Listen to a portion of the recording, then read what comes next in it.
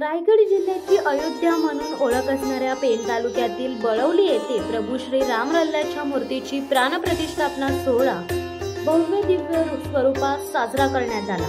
मूर्तीपूजन, अभिषेक, भजन, कीर्तन, पालखी आदी विविध कार्यक्रम आयोजित करून हा कार्यक्रम संपन्न झाला।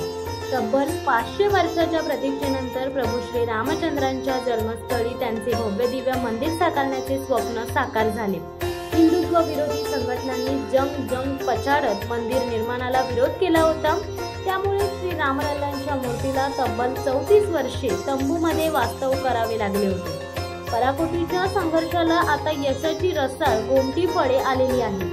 आज 22 जानेवारी 2024 रोजी अयोध्येत श्री रामलल्ला मूर्तीची प्राणप्रतिष्ठापना झाली आहे।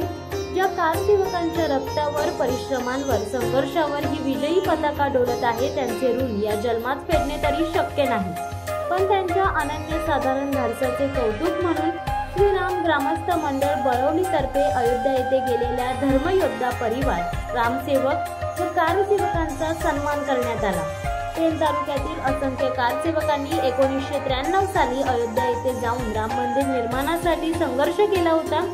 त्यातील अनेक कारसेवकांचा आयोजकांच्या वतीने सन्मान चिन्ह, शाल आणि श्री राम मंदिराची प्रतिकृती देऊन सन्मान करण्यात आला। तर अनेक कारसेवकांचे त्यानंतरच्या काळात निधन झाले असल्यामुळे त्यांच्या परिवाराचा यावेळी सन्मान करण्यात आला।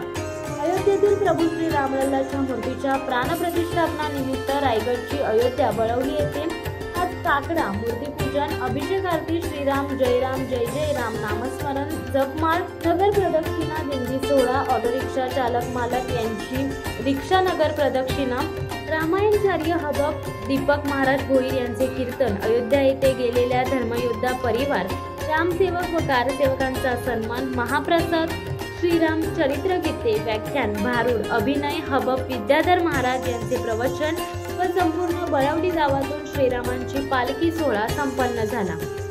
शिवसत्तार राणीसाठी देवा पेरवी पेण।